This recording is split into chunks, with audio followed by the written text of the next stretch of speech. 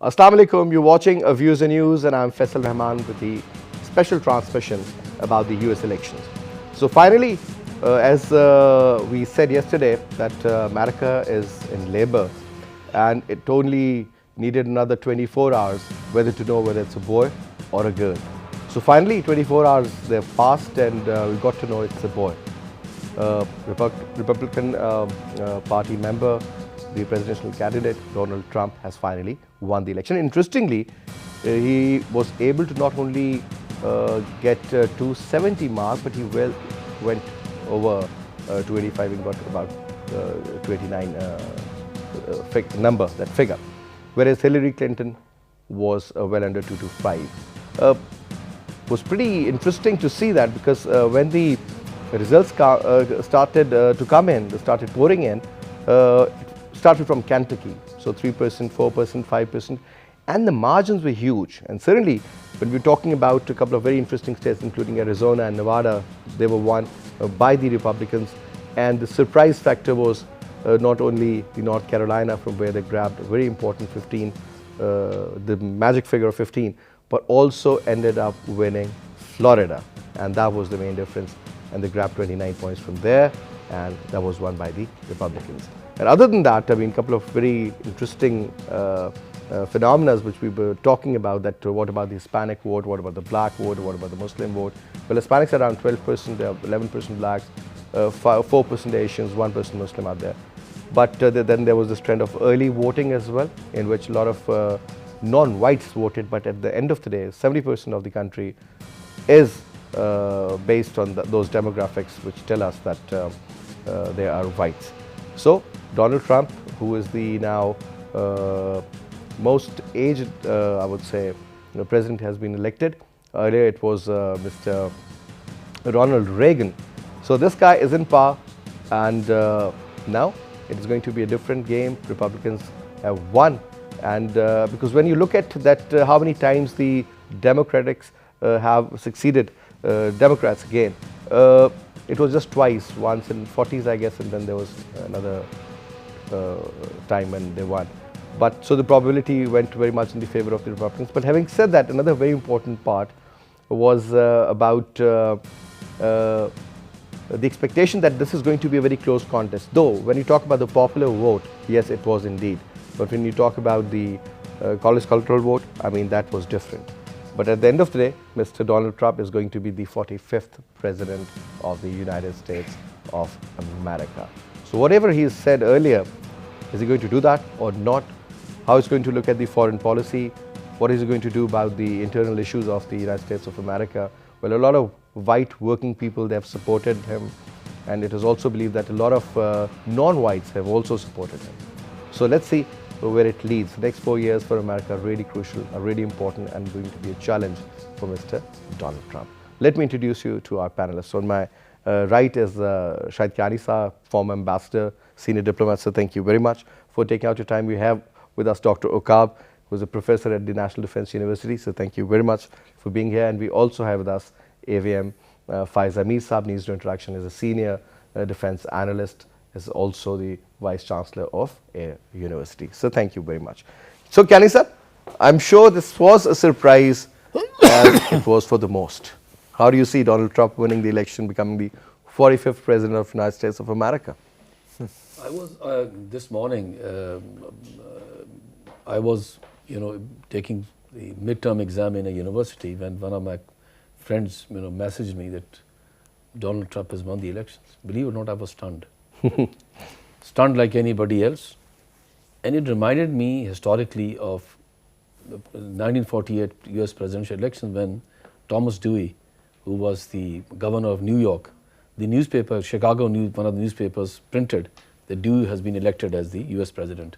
And President Truman showed, and naturally this was contrary to what people were thinking, but it was a wrong in the news. But this was just as stunning, this Dewey's elections, as Mr. Trump's elections in the 2016 elections. It was a surprise, remains a surprise. Look at the stock markets all over the world, including Pakistan, has tumbled. People are thinking that some wild animal has enter the White House, I'm going to enter the White House. But this is what this thing, the German defense Not a wild animal, I would say a party animal. Huh? German defense, and that's good in a way. I guess. German defense minister is on record of saying that he's also quite surprised as to what has happened. I think all over the and world. And Vladimir Putin must have been very happy. Because they both liked each other. So you never know that Cold War might end and there could be a different era. All over the world, people are stunned because all the pollsters, majority of the pollsters, had predicted that Hillary Clinton would win. This will be a very closely contested elections. Isn't that the beauty of the US elections? Yes, US elections. And democracy in general. People have voted, but look at the thing. It is a crushing defeat for Mrs. Clinton. 1214 to 282 something, the electoral votes. Forget that, as you said very rightly, what the popular votes are. But at the end of the day, they're also in favor of Donald Trump. Yeah, Donald Trump. It is, what has happened is people have spoken. It is the white people who are unemployed, people out of job or unskilled white people, disillusioned with the establishment, what they have done. A small corporate, people working in the corporate sector, they've benefited for the last many Basically, decades. it was the educated class and the working class also, and whites, as you earlier mentioned. But when you look at the Hispanics, I mean, they're around 12% there in terms of population. They were the early voters, and they might have supported the Democrats, but that wasn't the major factor in changing the overall dynamics. I mean, look at the state of Florida, North Carolina. Look at Arizona, look at Nevada. I mean, there were a couple of swinging states, but certain states did matter so much. Your take on the election, and I'm sure you've been following it all night long like me. Haven't slept for a second even, huh? Well, I have a Bluetooth headphones, okay. So my wife can sleep. She has to wake up early in the mornings for the children and take them to school, and she's a teacher. So I fell asleep with these on, so I must have been dreaming about this all night because they were still working. I woke up in the middle of the night and just turned it off, and woke up early again to carry on watching it because it's something that we need to follow. Let me state one thing. I said it before in a similar program, PTV, and I think this program, that I was a Bernie supporter. But the reason for that is because of democratic socialism, etc., but also because that's not part of the establishment. I'm not American, I'm British as well as Pakistani. But I felt that he would have brought about a drastic change in the circumstances of the people. Remember last year there was a Stanford study that indicated that America was now an oligarchy. It's no longer democracy, it's an oligarchy, and now as a result of that, the corporate elite run the country. And that's a fact. And it is, but that needed to change. If you want to make a democracy, then the people have to run the country by the people, for the people. And this is what's happened. Whatever it's been, whether it was Bernie or whether it is Trump, I think it's a good thing for the United States. This man is a pure businessman. He has never served in the government, never has ever been in politics for that matter. But that shouldn't matter because business is politics, is it not? Business making money is what the country is about. Capitalism is all about making money and wealth for the people. And I think the people trust him primarily because I don't know whether he's that successful a businessman. He inherited a lot and he's probably kept about the same amount. But because there's been a lot of negative campaigning against him, and we may have fallen into that trap and tried to believe all this. But the fact of the matter is, Hillary was part of the establishment and part of the old system. And it's one thing, whether it was Bernie or Trump, one of them was going to win, I think, because people had So the formula of wag the dog didn't work. Well, I don't think you can fool the people all the time. You can fool the people at some of the time, but not all the time, you know. And people are intelligent. They want what they want. And like the ambassador said here, the wide working class especially, they're not getting a job. There was a crash in the system, you know, the economic system, recession. They're coming out of that, etc., etc. Mm-hmm. And they're feeling the repercussions because they have not recovered the way a lot of the middle classes and the upper classes have recovered very well. And the money's coming back in, but they're not. It's not filtering down yet. Yeah, and there's no trickle-down effect as such. So it has to trickle down to an extent. Now, another important factor, so when people were asked in general, so primarily the three things which they say, as an American, that we want the president who would do a couple of things. The first one is about job creation, economy, healthcare. But this time, when you ask a non-white, they would say immigration laws, and then there is three. So there was a difference in opinion. Sir, I really want you to comment on that part, and obviously your own experience when you got to know that Mr. Trump is going to be the next president. Well, Was it shocking for you too? no. We in Pakistan show our surprise over the choice of American people as if we have been very careful in our choices in the past. So I think it didn't come to me as a surprise. I was expecting it, and I was one probably in many people amongst my friends or who probably thought or who said that he has better chances of winning it. It was a very close contest, sir. It was close Initially, contest, that how it looked we like. The nature of the American people is that they go after the slogan of change, and that is what Mr. Even in Pakistan, sir, we talk about change, tabdili. So that is what those are similarities we have. So that is what Mr. Donald Trump promised, the change. You see, he played on the fears of the people, and fear the people who were the majority. So he identified the majority. So he was very clear about his target market, basically. His niche market, his target audience, he was very clear about them. So the entrepreneur came out of him. Yeah, so he is an And that played a very important role, yes. entrepreneur. So he played on the fears of the people, the fear of Islamophobia, the fear of losing jobs, the fear of immigrants. So he played upon these fears, and these were the real fears, the real concern. They became the real concerns, and then the concern of the people of America no more being a great country. So he said, let's make America great again. Let's make America great again. That was his slogan. That was his slogan. So he told them, he ingrained in them that America is no more a great country because Mr. Putin has been defying us all over Middle East and even in Crimea and all over, and China is coming out as the next superpower. So he played on the fears of his people, and I think very rightly this is being called the most divisive campaign ever in the history of US elections. So I think he was shrewd, he was cunning, he was intelligent. He was very straightforward. His team was probably very focused. They identified the places where I guess they did a good marketing research. Seriously, his campaign manager said that he would do 6 stops a day. So it was no problem for them to take him from places to places so that he could go and address people and be in touch with them. That is what matters, because there were places that matters all over the world, sir. All over the world. So I think overall, despite being this a divisive campaign, the American people have spoken up, as a cliche I would say, but they needed a change. Look at the psyche of the American people. Having seen an African American for 8 years, people who don't even still gel very well together in that. So they have seen, they were fed up with minorities, they were fed up with other than their own Anglo-Saxon Americans. So that is what came out. The division that Mr. Trump promised, and the 8 years of seeing an African American sitting there as a president, that came out as a hatred or as a dislike of any person other than a white American. And that is what played to the advantage of Mr. Donald Trump. So, you know, somebody was in fact talking to me this morning, and he said, well, you know, in America, it has been only 100 years that women have been allowed to vote.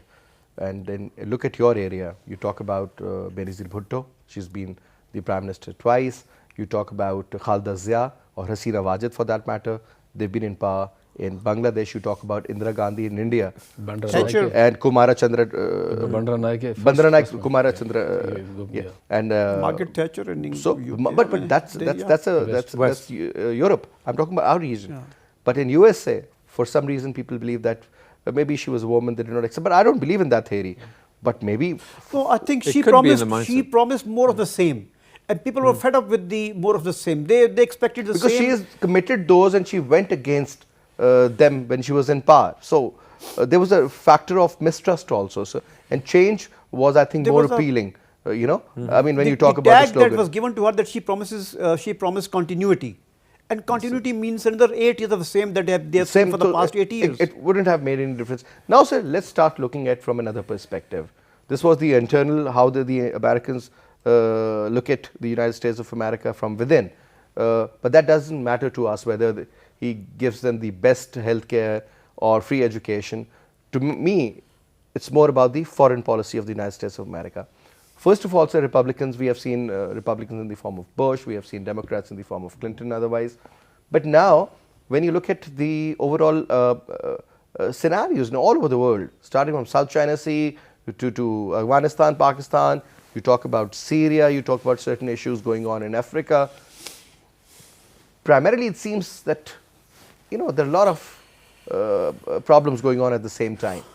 Now, Trump, who has never served in the government, who has never been in power in any form, he's never been a politician as such, an active one, he's a businessman. I'm sure he's going to have a lot of advisors. He's going to have a new Secretary of State, Secretary of Defense, Secretary of Treasury, and so on and so forth. But it's foreign policy, and we all know that the foreign policy is primarily controlled by the CIA, the Pentagon. Do you see any difference or an immediate change, maybe for that matter, in the coming days regarding Pakistan in particular, sir? First, or India for that matter. Let me first generally tell you, then I'll go to the historical context very briefly. You will see President Obama has invited President-elect Trump to meet him on Thursday to discuss the transition. They worked together during the last couple of months, and then they there will be a camp office set up either in Washington or wherever his offices are, maybe New York, where he'll be briefed. Every single day he'll be briefed on what the foreign policy is, what are the issues, regional issues, global issues. And then no decision President Obama now can take without consulting President-elect Trump. So all the decisions he has taken so far are null and void? Not null and void. But the other decision, major decisions I'm talking about, which he will take, he is bound by tradition to consult with President Trump. That is what we have witnessed throughout. Now what is going to happen is what President Trump has been saying, the rhetoric, what has been saying in the past, he will now know that the elbow room for him to move from A to B or C to D on foreign policy issues is very limited, because US has traditional ties with major countries. It has global responsibilities. He just cannot start, as he said, start moving against the Muslims and other things. There are Muslims. Were those only the political slogans for that matter? These are political slogans. And a historian study, you will see. Because I remember Obama saying that we'll close down the Guantanamo Bay, we'll talk about Kashmir, we'll settle this Palestinian issue. Nothing happened. Nothing happened. And this is, you will see his 20th of January speech, which will be a major speech, which will spell out what he's going to do. Let me talk about Pakistan-India relations. As you said, as impacts us. There are two books which come to my mind. I think these are very interesting books. One is Stroop Talbot's book, Engaging India. And the recent book I have just read, it is the latest book which has come out, is Bruce Rydell's book, JFK's Forgotten Crisis. You read two books. You just read two books, what they talk about. One talks about JFK's Democrat policy, and then Stroop Talbot talks about, earlier. Both the books, the main issue is United States continuing tilt towards India, in spite of our sacrifice, in spite of our supporting them during the Cold War. People talk about Republican Party supporting us. Look at the three presidents. First you talk about President Reagan. It was the Afghan war. Then you talk about Nixon. I'm just coming to Nixon. It was the opening up. Pakistan assistance in opening up to China. And his tilt towards us. When Kissinger was the Secretary of State, right? The Secretary of State. These are two. And then comes President Bush, again the Afghan war. These are three major what you call incidents or major issues on which the Republican president was bound to support Pakistan because of the national interest of which US was involved. Otherwise, I have always been saying, unless we are politically stable and economically vibrant, we have to create our own nuisance value. Otherwise, United States will continue to support India in its, these are issues on which United States... So they have just one prism to look at Pakistan, no matter who is looking through that, right? Yes. Simple. Whether it's Donald Trump or it could have been Hillary Clinton, things would have been the same. Your take on that point, Dr. Waqab? I think we've got to look at it historically as well. When I first came to Pakistan to stay in the in 2009 and onwards, I heard a lot about transactional relationships. Yes, as if that was the term they used to use at all that the time, Still. as if it was a bad thing. But this is every relationship between every state is transactional. Strategic to transactional, now it's an important relationship. That's the difference. The point is, every relationship is transactional. It's based on your interests as a state, and if it works with another state, then you work You're good with to it. go, yeah. You're good to go. If it doesn't, then you either put them to the side or you go against them. That's just what happens in international relations. Under the realist paradigm that is generally governing what's going on in the world at this moment in time. There's an input of other ideas and perspectives, such as liberalism, but the world has taken a turn lately, and I think what's happening in America is also a reaction to perceived failure in the wars, not realizing the Republicans started all this, but it's a reaction because they're not getting any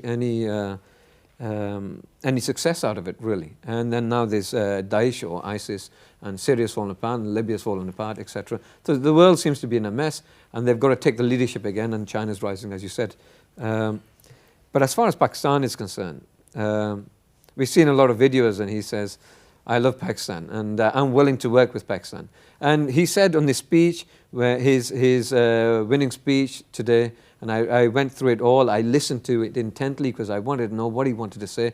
His first major speech, now he's accepting the presidency, for example, was that it's a new world and we want to work together for a better world. I mean, everybody's going to say that, and that we want to work as a united he has America. a mind of his own, or again, look, at the end of advisors would just at the end of the day, when it comes down to foreign policy, decisions. he's not a foreign policy expert. He knows his business, and he knows that the world's revolving around business, and the business world is turning towards the East, towards Asia. It's the Asian century. I think he realizes that, and he's going to have to capitalize on that.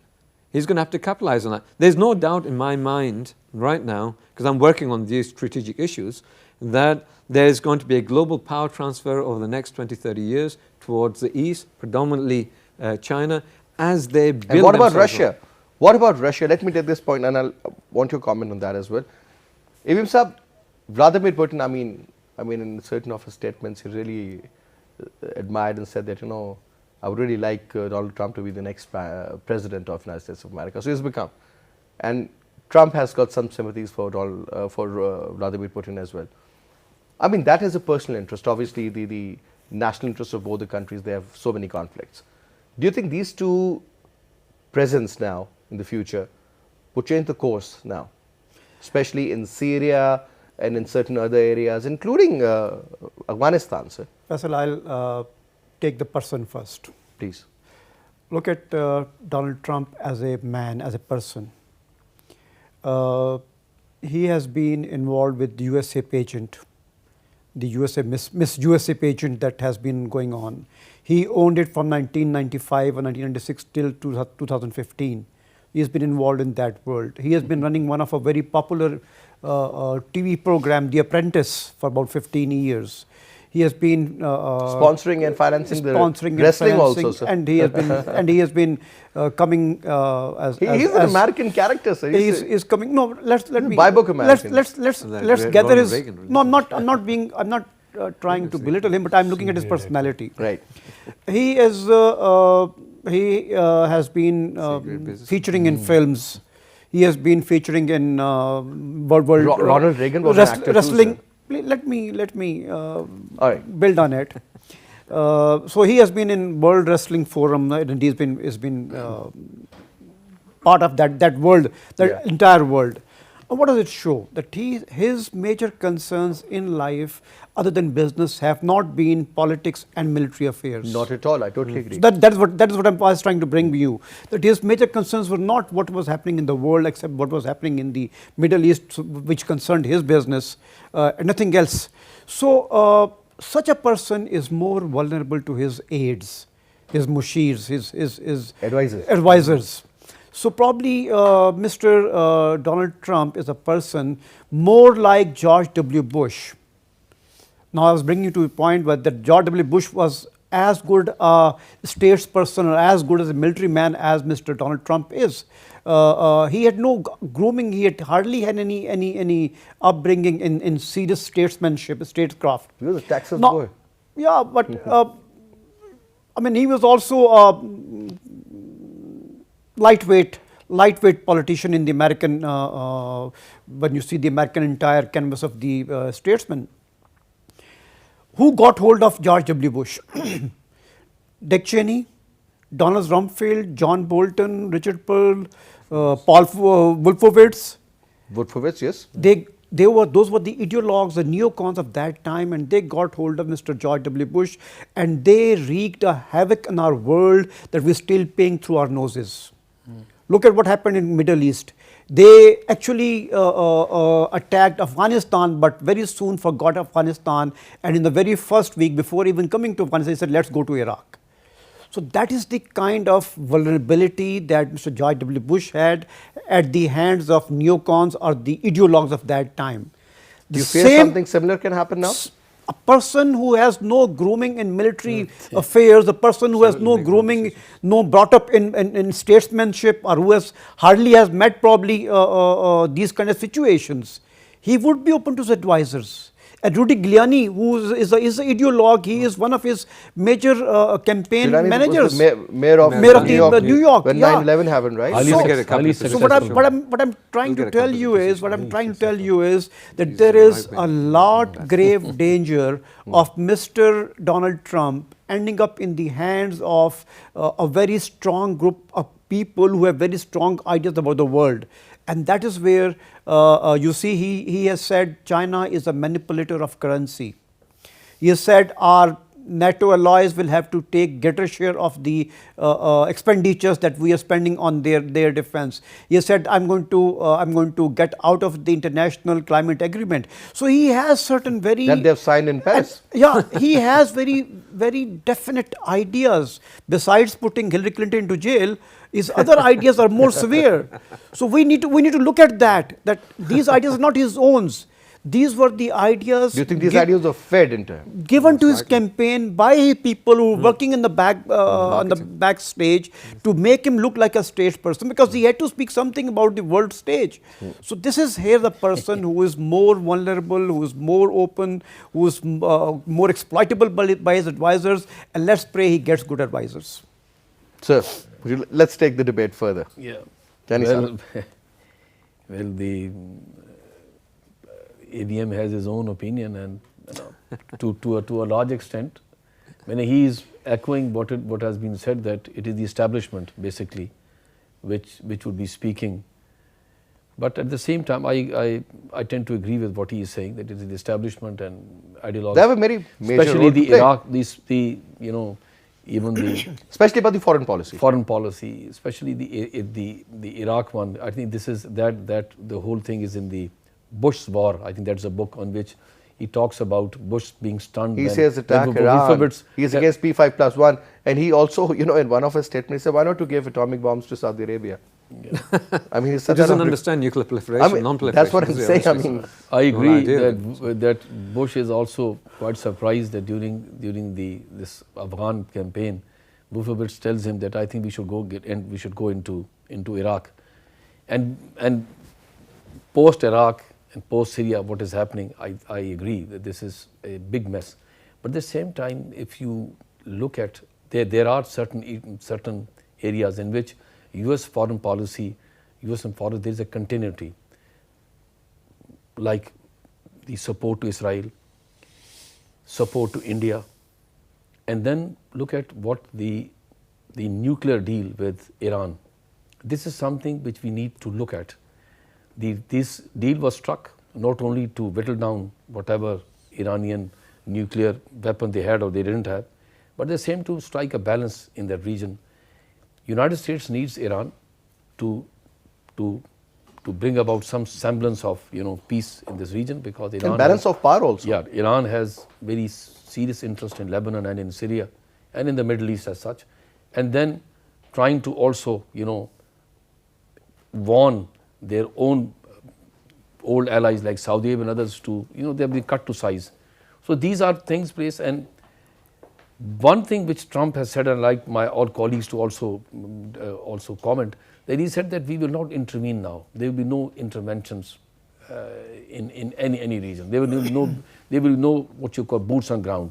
So let us hope if they can clean up the mess in Afghanistan, they can clean up the mess in Syria and in Iraq, and they have been advising Saudi Arabia to clean up the mess in Yemen. So these are sore points. All these areas are Muslim areas. Will it be a priority for him? That's the point. Sir, yeah. he was one of the richest in America. You know, the Trump Towers, the party in Vegas, and having women all around. This is what he is known for. And certainly that power, that person with that kind of a power, I mean, as an entrepreneur or a rich businessman, certainly is in the White House, sir. And he has no idea what kind of a power he is going to enjoy. So that is what is the question, how he handles that. Because, you know, for example, if somebody plays very well in cricket, he is nobody, and suddenly one day he becomes a star. You know, when he becomes a star, that is where the problem is. He can't handle that. He can't handle that fame. Whether he is going to handle that position, that is the question. I think he's going to become the richest ever president of the United States. Oldest and the richest. The richest ever. So that anybody has ever been as a president. You know? So he comes with money. So he's used to a certain degree of responsibility and stardom, whatever that might be. He was groomed that way. So he's groomed with authority and looking down on people to an extent. So he's got a different understanding from a lot of others that came through the ranks and came through the process. He was put in a position because he inherited that. And he's been used to that environment all his life. That lifestyle, yeah. Yeah, he has. That has to change to an extent because he can't have the parties he used to do. In the White House, like having wine. Well, who knows? There may be a party house like you mentioned earlier on. But I doubt that very much. That was much. before the show, by the way. But at the end of the day, I think what's going to happen is that he's going to acclimatize quite quickly. Mm-hmm. He's achieved an ambition he may have had internally, but not for a long time. I don't think he concentrated on this idea. He was approached maybe, and he came into this quite quickly as an alternate candidate. So he hasn't reached the top of that pyramid by Maslow, the self-actualization top. I think self-actualization at this point is for him to accomplish something. He's got a lot of money and etc. He's had all that. Like a lot of people aim for these things and the trappings of luxury. He's had that all his life. Now he wants maybe to do something with it. Yeah. And the possibility of actually and that is one of the reasons that all these people have voted for him. And for change. Change was his slogan. He sold these promises. And these are the basic promises sold. Now, you may talk about Mexican immigrants and this and the other. I think, I'm not sure whether the wall would work or not, because if you've seen the peso, it's slumped. The Mexican peso. It's slumped recently because, whoa, there's a lot of uncertainty in the international economic environment to see what he's going to do really and how he's going to handle the international environment now. Because he's not a groomed, as you mentioned, a groomed politician and a statesman yet. He may become that.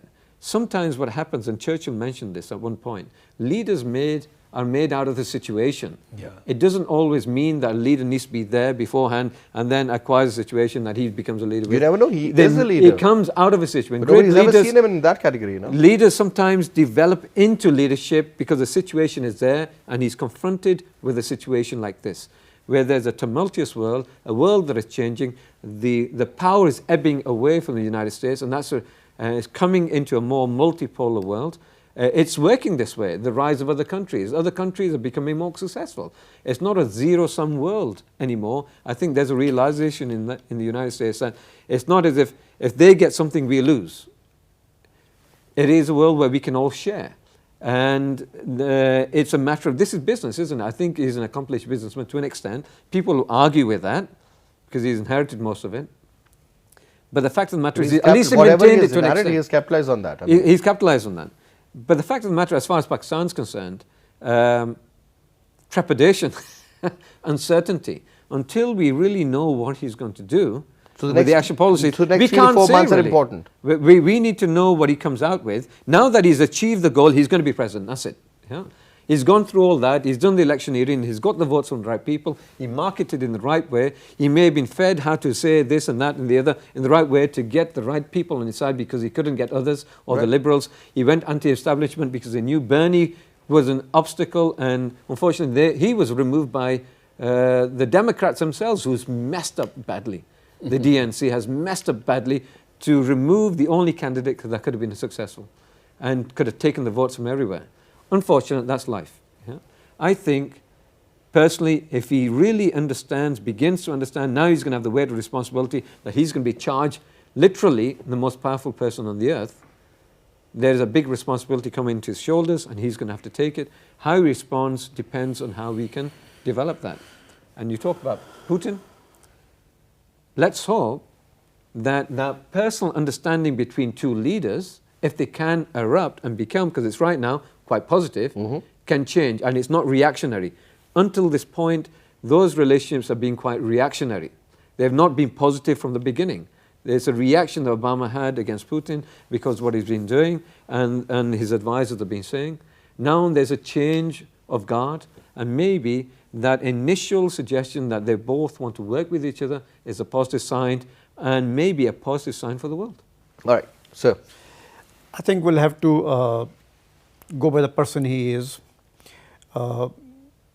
He, during his campaign, the later part of his campaign, has lost many Republican friends who either refused to support him or who just stayed away from the campaign and did not become a part of the Republican or the Donald Trump campaign. So his first probably task would be to reunite the Republican Party.